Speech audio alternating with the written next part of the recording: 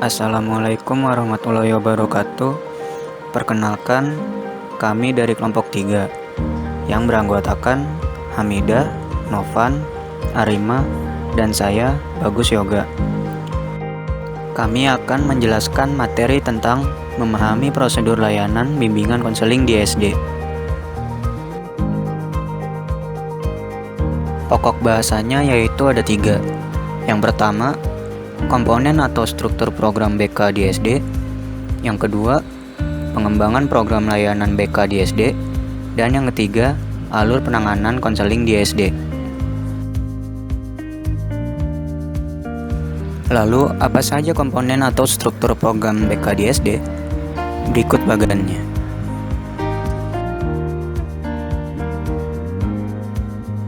Yang pertama, yaitu layanan dasar bimbingan, yang diartikan sebagai proses pemberian bantuan kepada semua siswa atau for all melalui kegiatan-kegiatan secara klasikal atau kelompok yang disajikan secara sistematis dalam rangka membangun perkembangan dirinya secara optimal. Tujuannya yaitu yang pertama, memiliki kesadaran atau pemahaman tentang diri dan lingkungannya, yaitu pendidikan, pekerjaan, sosial budaya, dan agama. Yang kedua, mampu mengembangkan keterampilan untuk mengidentifikasi tanggung jawab atau seperangkat tingkah laku yang layak bagi penyesuaian diri dengan lingkungannya. Yang ketiga, mampu menangani atau memenuhi kebutuhan dan masalahnya. Dan yang keempat, mampu mengembangkan dirinya dalam rangka mencapai tujuan hidupnya. Komponen selanjutnya yaitu layanan responsif, yang merupakan pemberian bantuan kepada siswa yang memiliki kebutuhan dan masalah yang memerlukan pertolongan dengan segera. Tujuannya, membantu siswa agar dapat memenuhi kebutuhannya dan memecahkan masalah yang dialaminya, atau membantu siswa yang mengalami hambatan, kegagalan dalam mencapai tugas-tugas perkembangannya.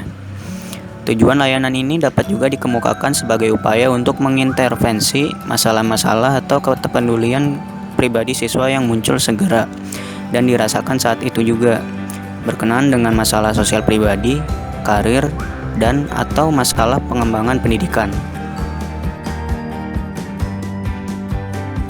Selanjutnya, layanan perencanaan individual diartikan proses bantuan kepada siswa agar mampu merumuskan dan melakukan aktivitas yang berkaitan dengan perencanaan masa depannya berdasarkan pemahaman akan kelebihan dan kekurangan dirinya, serta pemahaman akan peluang dan kesempatan yang tersedia di lingkungannya.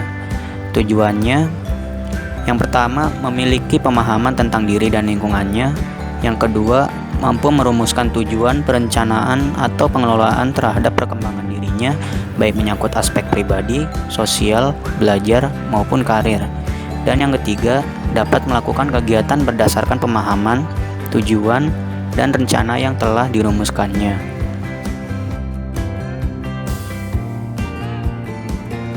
Dan yang terakhir yaitu layanan dukungan sistem. Ketiga komponen program sebelumnya merupakan pemberian layanan BK kepada siswa secara langsung, sedangkan dukungan sistem merupakan komponen layanan dan kegiatan manajemen yang secara tidak langsung memberikan bantuan kepada siswa atau memfasilitasi kelancaran perkembangan siswa. Dukungan sistem adalah kegiatan-kegiatan manajemen yang bertujuan untuk memantapkan, memelihara, dan meningkatkan program bimbingan secara menyeluruh melalui pengembangan profesional, hubungan masyarakat, dan staf, konsultasi dengan guru, staf ahli atau penasehat, masyarakat yang lebih luas, manajemen program, penelitian, dan pengembangan. Program ini memberikan dukungan pada guru pembimbing dalam memperlancar penyelenggaraan layanan di atas, sedangkan bagi personel pendidik lainnya adalah untuk memperlancar penyelenggaraan program pendidikan di sekolah. Dukungan sistem ini meliputi 2 aspek, yaitu yang pertama pemberian layanan dan yang kedua kegiatan manajemen.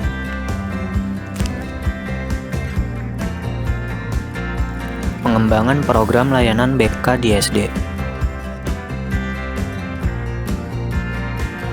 Layanan dasar bimbingan kegiatan tergolong dalam layanan dasar bimbingan, umumnya diberikan secara kelompok atau klasikal, dapat berupa layanan orientasi, layanan informasi, bimbingan kelompok, pengumpulan data, dan bimbingan klasikal.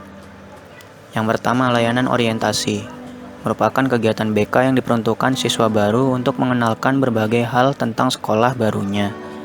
Kegiatan yang dapat dilakukan berupa penyampaian buku panduan sekolah, penjelasan-penjelasan, kunjungan, demonstrasi, simulasi, diskusi kelompok atau kerja kelompok. Yang kedua, layanan informasi, berupa pemberian penerangan baik lisan maupun tertulis kepada siswa. Penyampaian informasi lisan melalui grup information, namun terkadang diperlukan pula penyampaian secara perorangan. Informasi tertulis disampaikan melalui media cetak seperti selebaran leaflet, booklet, papan bimbingan. Dan yang ketiga, bimbingan kelompok. Merupakan bimbingan yang diberikan kepada sejumlah siswa. Kegiatannya bisa berbentuk sharing antar peserta dalam memahami suatu persoalan seperti cara belajar yang baik, pemilihan sekolah, sambungan, menghadapi dunia kerja. Yang keempat, pengumpulan data, yakni kegiatan yang berupa pengumpulan data siswa dan lingkungannya. Tujuan kegiatan ini ialah untuk memahami siswa dan lebih lanjutnya sangat berguna bagi upaya memberikan tindakan bimbingan yang sesuai dengan kebutuhan setiap peserta didik. Pengumpulan data dilakukan melalui teknik testing dan non-testing. Dan yang terakhir, yang kelima, bimbingan klasikal. Artinya penyampaian bimbingan secara klasikal untuk membahas hal-hal umum yang perlu diketahui bersama. Misalnya membahas penjurusan, perubahan kurikulum, hak dan kewajiban siswa.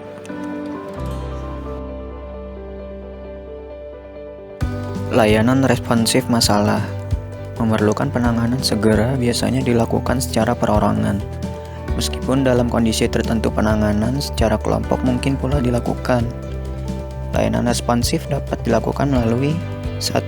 Konseling, yakni pembahasan terhadap masalah konseli yang mengalami hambatan dalam mencapai tugas-tugas perkembangan. Yang kedua, konsultasi. Kegiatan ini dilakukan dengan cara berkonsultasi dengan berbagai pihak, seperti guru, wali kelas, kepala sekolah, atau pihak lain di luar sekolah untuk membahas penyelesaian masalah siswa. Yang ketiga, kunjungan rumah. Merupakan upaya mendatangi rumah siswa untuk lebih memahami siswa dan terutama lingkungan rumahnya. Yang keempat, konferensi kasus. Merupakan rapat bersama dengan berbagai pihak yang ada kaitannya dengan masalah yang sedang dihadapi konseli. Yang kelima, bimbingan teman sebaya atau peer guidance. Merupakan kegiatan bimbingan dengan cara memanfaatkan teman sebaya yang sebelumnya telah dilatih memberikan bimbingan kepada sesama temannya.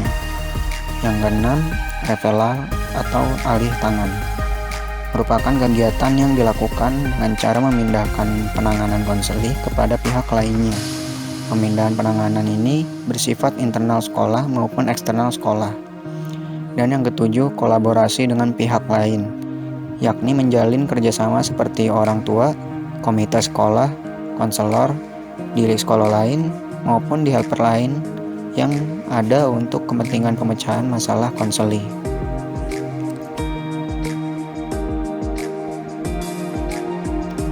Layanan perencanaan individual. Agar peserta didik dalam hidupnya lebih terarah, maka ia harus membuat perencanaan baik yang menyangkut perencanaan studi, karir, maupun hidup di masyarakat.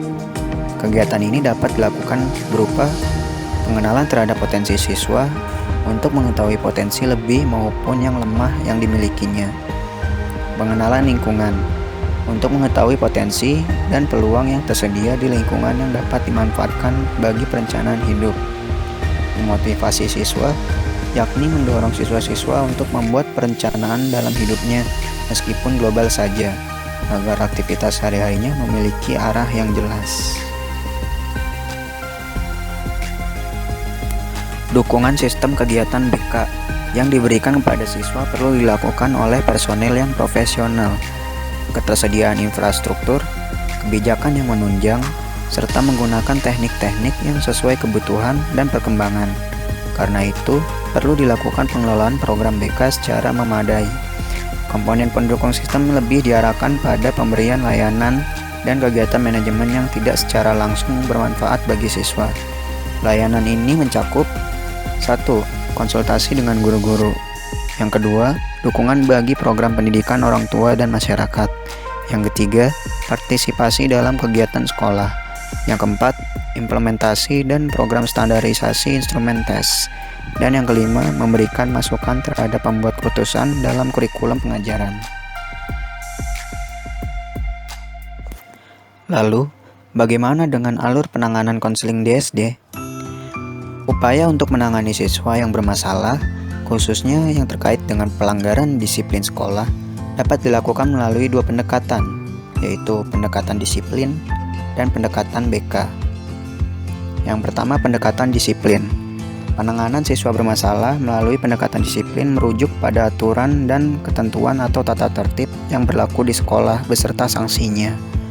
Sebagai salah satu komponen organisasi sekolah, aturan atau tata tertib siswa beserta sanksinya memang perlu ditegakkan untuk mencegah sekaligus mengatasi terjadinya berbagai penyimpangan perilaku siswa. Kendati demikian, harus diingat, sekolah bukan lembaga hukum yang harus mengobrol sanksi kepada siswa yang mengalami gangguan penyimpangan perilaku. Sebagai lembaga pendidikan, justru kepentingan utamanya adalah bagaimana berusaha menyembuhkan segala penyimpangan perilaku yang terjadi pada para siswanya. Yang kedua, pendekatan bimbingan konseling. Berbeda dengan pendekatan disiplin yang memungkinkan pemberian sanksi untuk menghasilkan efek jera, penanganan siswa bermasalah melalui bimbingan dan konseling justru lebih mengutamakan pada upaya penyembuhan dengan menggunakan berbagai layanan dan teknik yang ada. Penanganan siswa bermasalah melalui bimbingan dan konseling sama sekali tidak menggunakan bentuk sanksi apapun, tetapi lebih mengandalkan pada terjadinya kualitas hubungan interpersonal yang saling percaya di antara konselor dan siswa yang bermasalah, sehingga tahap demi tahap siswa tersebut dapat memahami dan menerima diri dan lingkungannya, serta dapat mengarahkan diri guna tercapai penyesuaian diri yang lebih baik. Dalam penanganan kasus BK, guru bukanlah satu-satunya penentu, seperti bagan ini.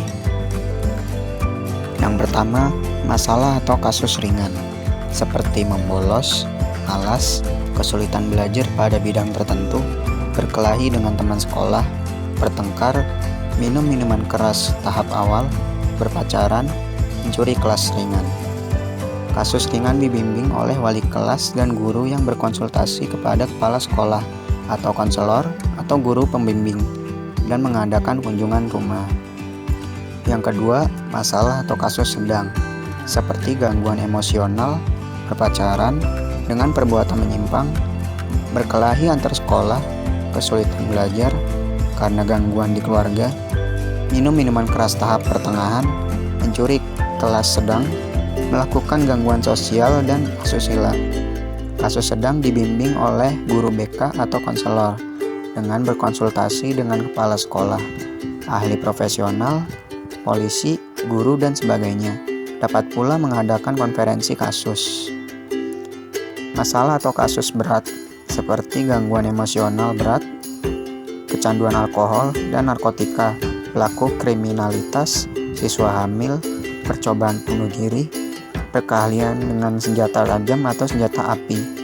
Kasus berat dilakukan referal atau ahli tangan kasus kepada ahli psikologi dan psikiater, dokter, polisi, ahli hukum yang sebelumnya terlebih dahulu dilakukan kegiatan konferensi kasus.